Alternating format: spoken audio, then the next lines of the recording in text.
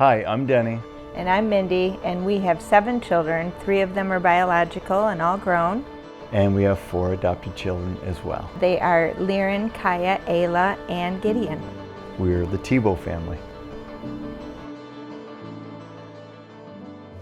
Then another portion of our journey was I was singing in the prayer room, and I had a vision while I was on stage. All of a sudden the worship leader began to sing, "If you could just see what's beyond these doors." I all of a sudden went into a vision where I was standing in front of these 2 beautiful doors, and they were cracked open and I could hear giggling. When I looked through, I saw Jesus sitting surrounded by bubbles.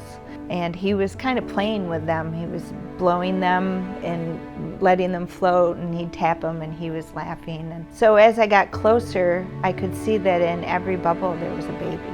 And I was so taken by this. I was like, wow, Lord, what are you trying to show me? And he lifted his hands and said, pick one. I knew that they were embryos. And a few nights later, it wasn't very long, I had a dream. And the dream was me basically standing at my kitchen sink. I had something in my hand. My water was running. I flipped on my disposal and ran my hand under the sink disposal and realized that I had just crushed an embryo in my sink disposal. I woke up weeping so deeply, and I think back about that thinking, boy, the Lord really was bypassing my mind and going straight to my spirit, because I am shocked at how deeply I was weeping over this thing that I'd done in the dream. And I heard the Lord then say, I'm sorry, I don't know how else to show you how I feel about this.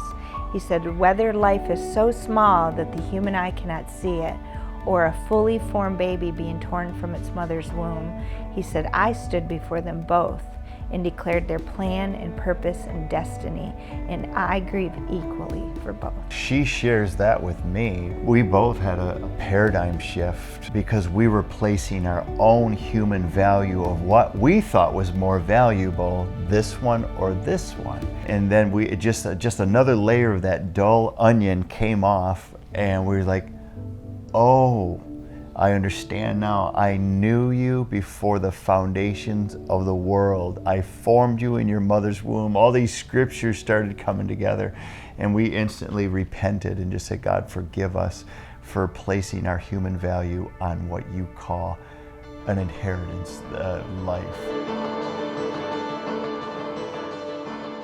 So the next step was to figure out how to do this. So I actually found the gal that I had talked to many years prior. She was a Facebook friend of mine. She gave me a name of a clinic that she had used and sent other women to. My first question to the nurse is, can I do this?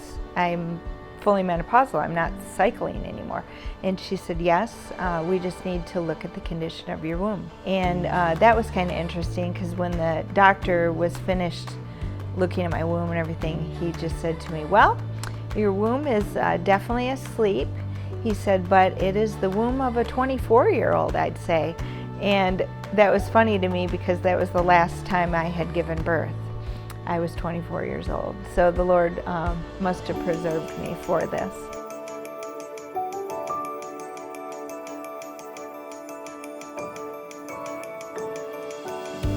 Gideon Wilberforce, namesake after the vision that the Lord gave us. And Gideon, Denny has shared the story of Gideon for years. First thing that the Lord asked Gideon to do before he would heal his land was to go and tear the Baal altar down that his father had erected in the city. And to us, that is the abortion issue. That's the clinics and things that are doing this. It's just been, this baby has just been an amazing addition to our family. We had to get used to having a boy, because we'd been doing everything pink for so long, so that's been a lot of fun. We've just been loving having another son, and he's just extra special.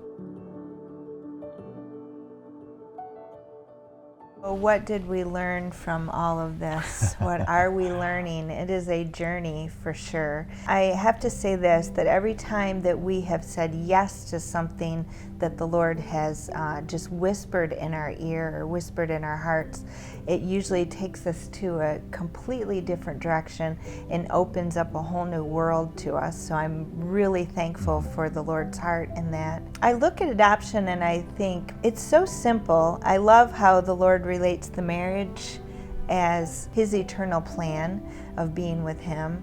And adoption is just like that. I mean, he is the author of adoption. And so sometimes when I share with people, I'll say, if I'm the Lord's bride, and the word is very clear that the fatherless belong to him, if I were to marry a man that had children, those children would become my children. So I think that it's that simple. When I look at the adoption process and how Father adopted us into his kingdom, and then he asks us to do the same thing, I love what John 4 says, to look into the fields, and that's a plural word, the field of the unborn, the field of the toddlers, the children. It's plump and ripe and ready for the picking. They're there right now. What if this is God's end time plan of gathering a mass harvest of babies and children? That this is it. This is Malachi. That he says, in the last day I'm going to turn your heart, and this is the harvest, the little ones. This is my end time plan. Go after these ones, because you get to adopt them, you get to raise them in the house of the Lord, and you get to train them in the ways of the Lord all their days. And so I say I'm honored before the Lord to be able to do this.